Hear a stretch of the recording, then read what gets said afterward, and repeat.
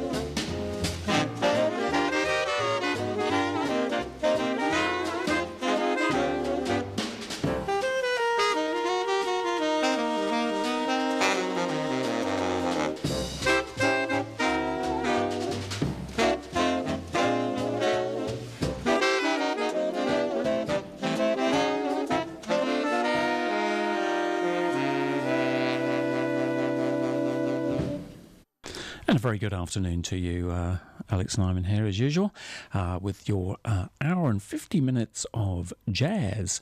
And if you were thinking just then, gosh, that sounds just like the Four Brothers, the Woody Herman thing,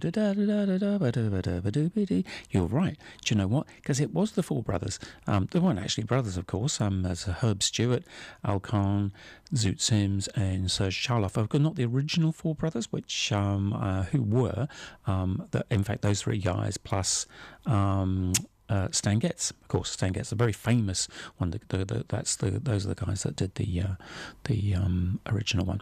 Anyway, so hope you enjoyed that. In fact, that's one of the Four Brothers. That's from an album called The Four Brothers Together Again, and beautiful sound. 4 saxophones, 3 tenors, 1 baritone, making a great sound there.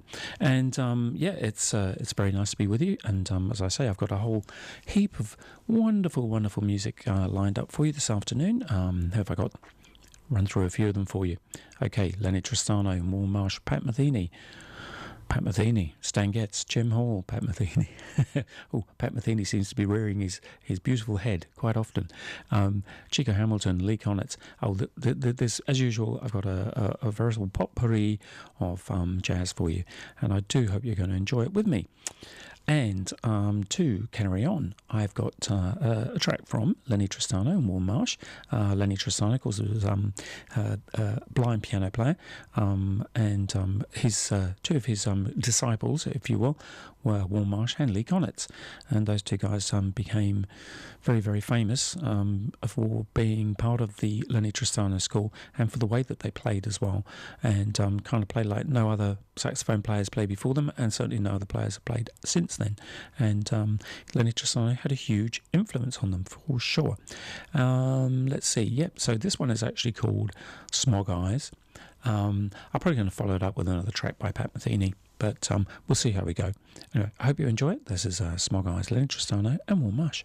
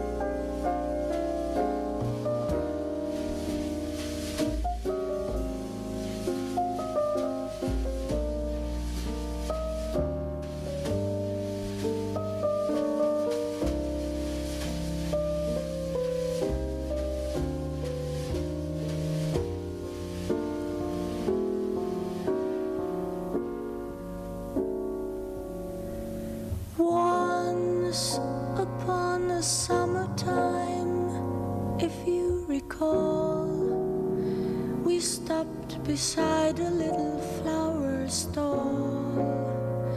A bunch of bright forget-me-nots was all I'd let you buy me. Once upon a summertime, just like today, we laughed the happy afternoon away and stole a kiss in every street cafe.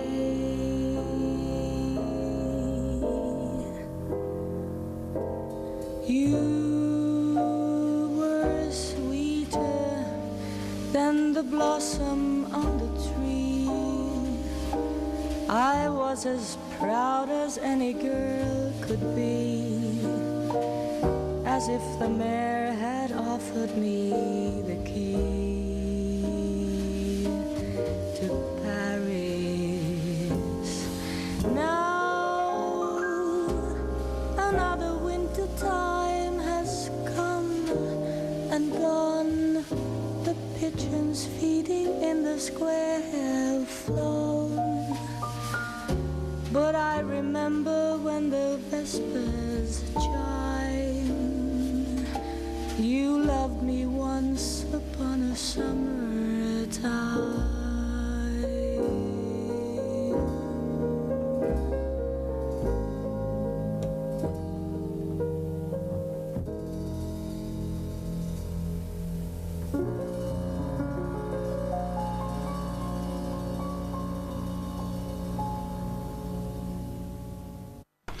Beautiful track there by Monica Zetterlund and the Belevins Trio, oddly enough, so it must have been a while ago when they recorded that one. Before that you heard Pat Metheny, a track called Son of 13, and before that was a track called Smog Eyes featuring Lenny Tristano and Warren Marsh. Now there was another tenor player on that, and the only person that's actually cited on the album is Lee Konitz, of course, an alto player. So, and it did sound as though it could have been Lee, but very, very difficult to tell. I did a little research there on Google during the break, and I couldn't quite come up with the right information. But I'm going to do that just for my own curiosity's sake, because not really ever really heard Lee Konitz play a lot of tenor saxophone, much the same as Charlie Parker, actually, even though Bird did actually record a few tracks on tenor, and obviously, you know, they just do the same thing on tenor they're doing on the alto, and sounds fantastic. Anyway, let's move on.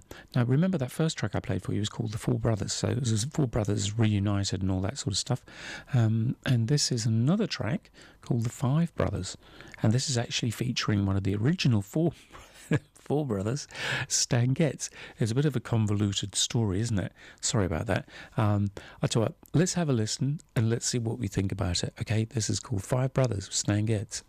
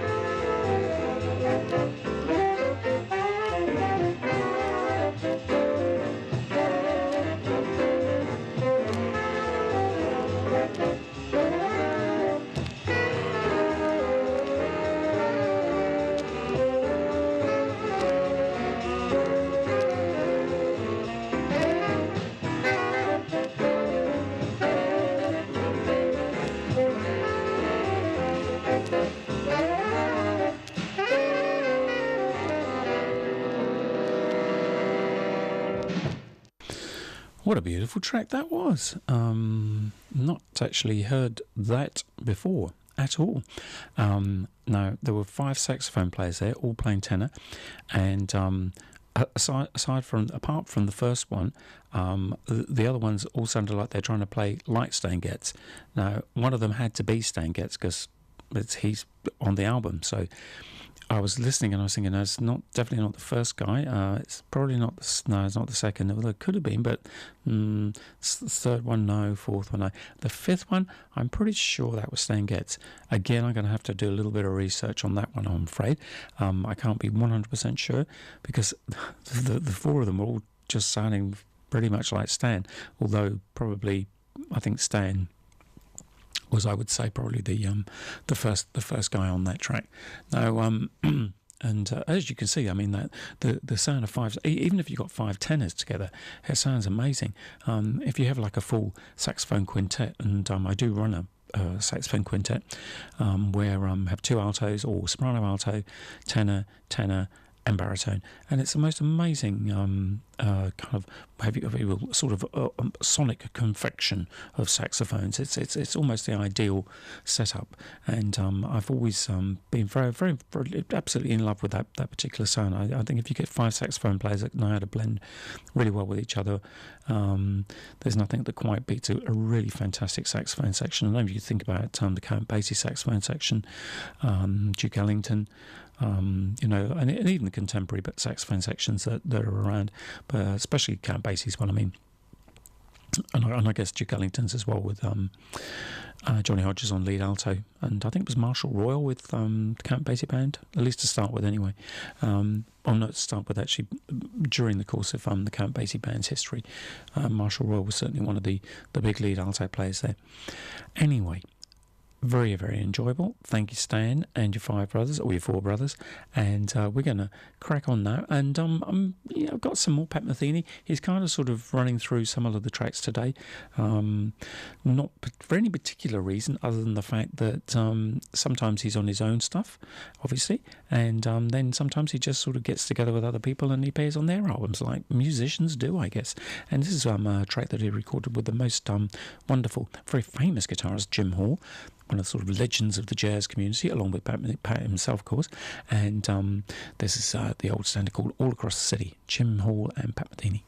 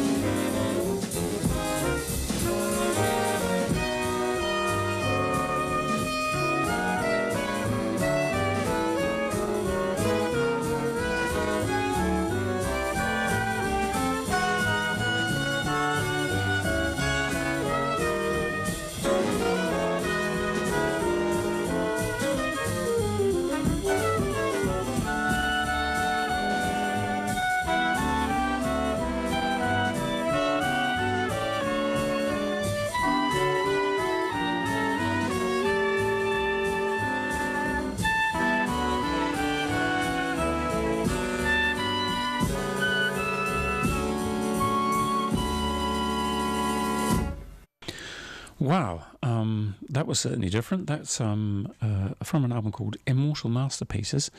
Dave Brubeck playing The Way You Look Tonight, an arrangement there.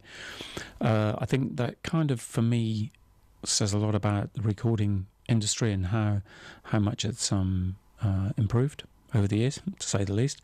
And back in the day, obviously recording a large format group like that was pretty tricky, trying to get everything together. And kind of difficult, sort of in terms of microphone placement and all the bits and pieces that they would have had to have gone through to get even that sort of sound. Because I have to say, listening through the headphones, it wasn't particularly brilliant, but it's what the music was, and it's thank God that they could, actually record it anyway, which is fantastic. Now, during the process of my playing those tracks, I've gone out of sequence a little bit with my music, but that's absolutely fine because I can remember what I played, and I've got a fair idea of what I'm going to be playing next. Anyway, I'm talking about what's coming next. I'm talking about coming up to Christmas. It won't be too long now, will it? Nearly towards the end of November, just a few more weeks away. I know my children are very much looking forward to it, like they always do, and as I did when I was a wee child. I have lots and lots of fond memories of my childhood and Christmas time, and how much I look forward to it. And the old pillowcase at the end of the bed, faithfully dropped off by I'm sure it was my mum, because I don't think it was my dad. He was certainly imbibing in the Merry Christmas cheer, no doubt. I'm not sure he would have I'm sure he would have tried, but probably better that my mum did it, to be quite honest with you. And yes, so actually we're staying at home this year. Last year we had the good fortune to be able to go over to Kuala Lumpur for 2 weeks, and for the Christmas period, and had a wonderful time over there. Really enjoyed that. Very, very different atmosphere, obviously, because you're walking around in 35, 38 degrees. It's swelteringly hot and very humid, and still astounds me how the guys over there walk around with these full tight suits on, with shirts and ties, the whole lot, and they seem to be absolutely fine. And I'm walking around with a skimpy pair of shorts and a vest on, and I barely make it 2 steps down the street before I sort of collapse into a pool of my own sweat. And it's quite amazing. But I have to say, the one thing that I really do miss about Kuala Lumpur more than anything else is the food. Round by Bukit Bintang area, there's a wonderful food street there, which is just absolutely it's just amazing. It's just wonderful food. I love it. I love Asian cuisine, and I love sort of street food. And boy, do they do great street food down there. I kind of couldn't make my children fall in love with it as much as I am, and but they tried. They tried very, very hard. My wife loves it too, which is a good thing. And but we were nevertheless forced to go through to the odd hamburger place now and again. But more often than not, we managed to get through to the lovely street food of Kuala Lumpur. And with a little bit of luck, we might be heading back there next year. We'll see. Anyway, this Christmas, definitely spending it at home, and I'm looking forward to bringing the jazz shows to you throughout the Christmas period. Got a special lined up for you on Boxing Day, and I'm going to be featuring New Zealand music, mostly New Zealand music on that day. And let's hope I don't turn up with a hangover. I shouldn't do, because I'm on a high protein, low carb diet at the moment. So carbs, alcohol, carbs don't really go together, but they do go together very well. Unfortunately, too well for me, and therefore I have to. I don't imbibe, if you will. I do occasionally, but not too often. So anyway, I'd like to imbibe in some more jazz. What about you? I'm sure you're saying, yes, still talking about Christmas, Alex. It's still miles away. I know. Do you know what I'm going to do? I know I played at the beginning of the programme the Four Brothers reunited again, and then I played the other track with the Five Brothers and Stan Getz. Well, here is the original Four Brothers, and it's about time I played it. I played it before, but I'm going to play it again. From Woody Herman and his orchestra, obviously, the original Four Brothers.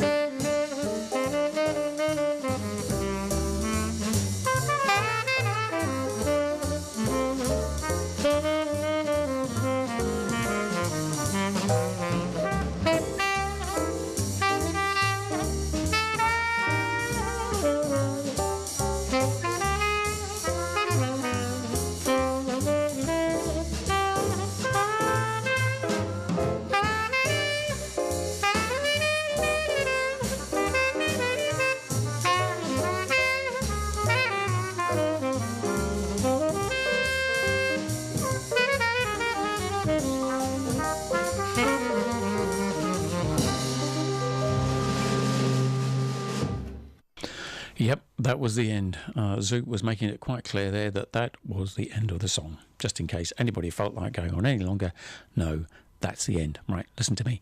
Okay, so that was Zoot Sims there, playing the old standard, Too Close for Comfort. Marvellous stuff. Love Zoot Sims, and I guess if anybody was kind of in that, as you might have already heard him today anyway with the Four Brothers thing, you would have heard that Stan Getz was a huge influence, and you can really hear a lot of that. And I guess at the end of the day, you have to go back to Lester Young, who was, the big influence on a lot of guys of that particular kind of slightly cooler school of tenor playing. And yep, Zoot and Stan and quite a number of other guys, Al Cohn, etc., were very, very, very heavily influenced by Prez, as he was known, Lester Young. And anyway, so let's sorry, just getting tangled up with my wires there. And what have we got coming up next? Well, I've got something. This is probably kind of, again, this is a track that I haven't really heard, so I can't quite exactly say what it is. I'm seeing Chico Hamilton Quintet, so Chico Hamilton being the drummer, and it's featuring Eric Dolphy, so it could be a little bit out there. Have a listen. Let's see what we think of it.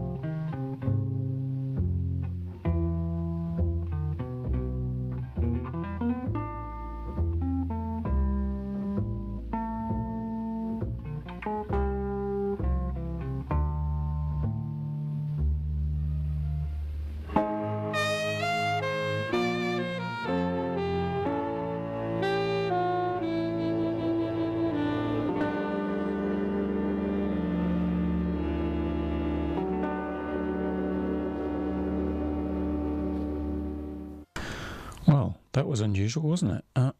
Yes, it was. That's actually sounding quite contemporary for a track that was recorded somewhere between 1958 and 1959. That was Chico Hamilton Quintet, the drummer, Chico Hamilton, featuring Eric Dolphy on alto, saxophone, and I'm assuming the cello player was Dennis Budimir. And yes, it was so it was a remarkably staid performance by Eric Dolphy, and I guess that's what he was supposed to play. That's what he played, and Yeah, do we classify that as jazz? I guess we have to, really. No improvisation as such, but that doesn't mean it's not jazz. So it's kind of interesting. Again, as I said to you many times before, you listeners there at home, this is as much a journey of discovery for me as I'm hoping that it is for you as well. So there you go. That's something else I've never heard before, and certainly something to learn by. Coming up next, here's one of my favourite saxophone players, Lee Konitz, and this is called Carrie's Trance.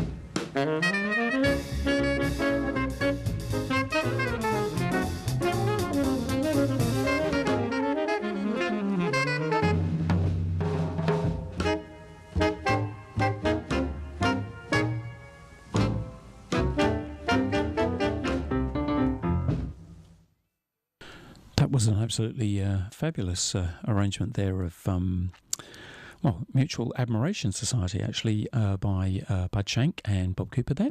And Bob Cooper was the tenor player, Bud Shank there on alto. And yeah, I hadn't heard that one before, actually. That was a beautiful arrangement. If you're at home and watching this on the television, you will notice that I don't have my headphones on. And there's a reason for that. So my ears are absolutely killing me because I've had headphones on for most of the day, and it's just starting to take its toll upon me a little bit. Unfortunately, I'm just going to look at myself up there in the. Yeah, got them off today. I'm sure Michael's probably going to burst through the door at any moment with his bearskin on and a large club with nails sticking out of it and beat me into submission. So put your headphones back on, Alex. How dare you do a program without your headphones on? Well, it does feel a bit strange, actually, because I can't actually hear myself talking to you other than just acoustically. But I'm going to get over that just for the sake of my ears. And, I mean, they were never the smallest ears, let's face it. And even those kind of ones that are supposed to encase your ears don't quite do the job with me, and tend to just sort of press my ears back against my head. And, yeah, it's pretty painful. Anyway, I'm going to move on. And I've got... actually, I was going to play a couple of tracks now from a saxophone player, British saxophone, English saxophone player, I should say, called Don Rendell. Don Rendell is somebody that I listened to, gosh, I must have been about 14, probably when I first heard Don playing, and that was back in the UK. And Don used to come to the city where I lived and used to do quite a bit of touring work at the time, and I was always absolutely blown away by his playing. I was very impressionable, very young, and I really didn't know what saxophone playing was all about. And Don was the guy to listen to and go, yep, that's it, that's the way you do it. And he did play incredibly well. And I'm not actually sure if he's still alive. Again, I'll have to check that one out. I should have done a little bit of research on that. I'm not sure that he is. I will do a little research just to make sure. Anyway, I've got a couple of tracks from Don. This is his sextet, and the first track is Chelsea Bridge, and that's going to be followed by My Honey's Loving Arms, or Lovin' Arms. So, first of all, Tom Riddle Sextet with Chelsea Bridge.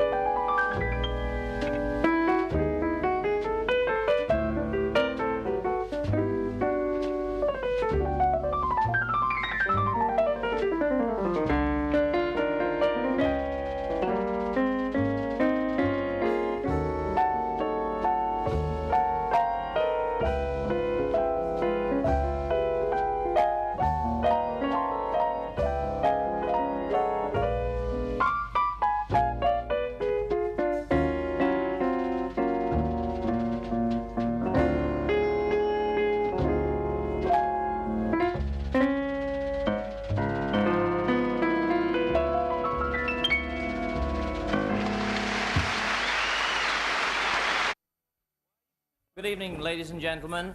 Welcome to the National Jazz Federation's first British Festival of Jazz. Taking the stand now is a sextet led by Britain's greatest tenor player, Don Rendell.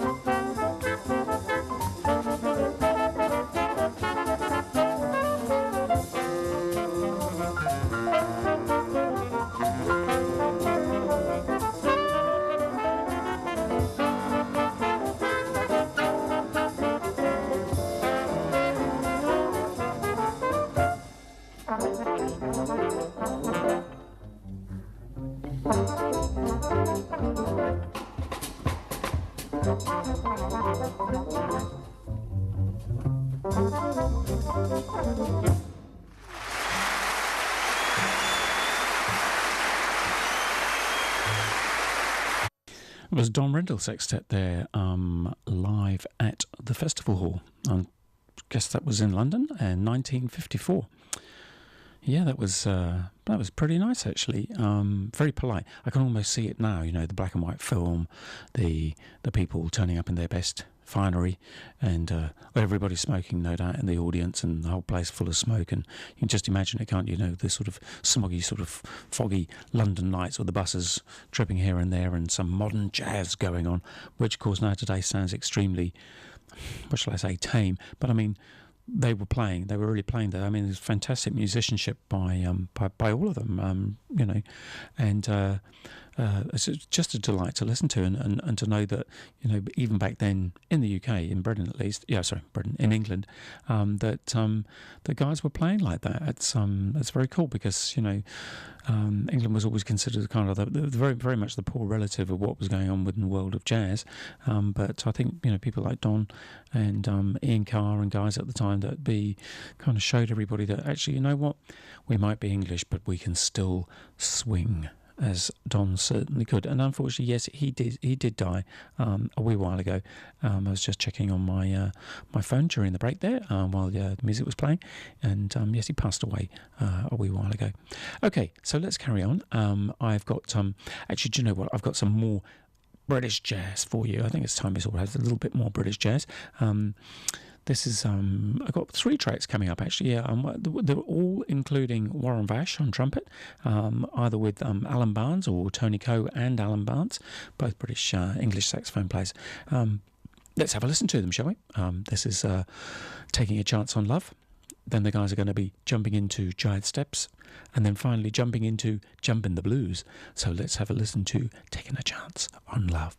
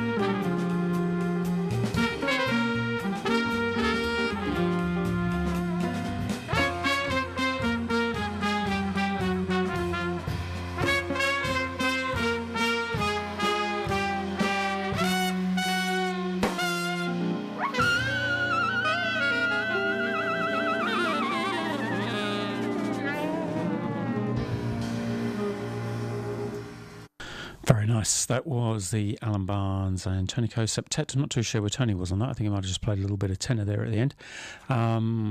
Featuring also Warren Vash there on trumpet. Right, now we're just about coming out to the end of the programme. I've got, about another 5-10 minutes, I think. I think best thing to do is play you out with the very last track that I had lined up. I've had a few more actually, but of course, as usual, I've been talking a little bit and therefore taking up a little bit of time. But I've got a wonderful track to play you out with. This is of the very latest album that was released by John Coltrane. Although John Coltrane obviously died way back in the 60s, they did unearth some new music from him. And this is a bonus track off that album, actually. And the track itself is called Vigil. It's featuring Elvin Jones, although I think pretty much every John Coltrane track featured Elvin Jones.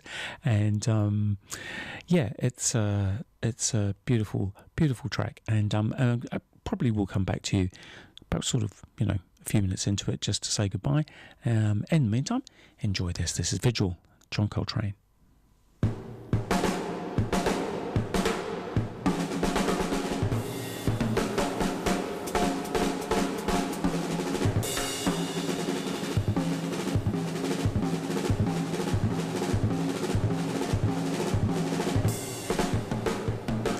Actually, I was lying. This is actually off the John Coltrane album called Transition, and but although it is a bonus track off that, it's not actually the last album that they found from John Coltrane.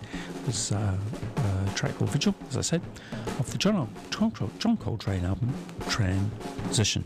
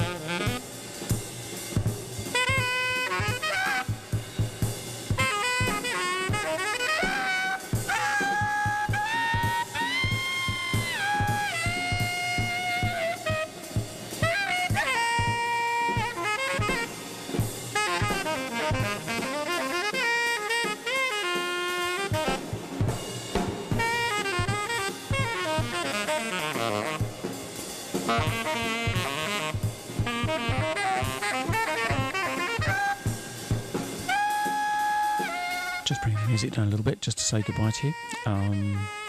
As always, it's been a great pleasure to bring you this fantastic music.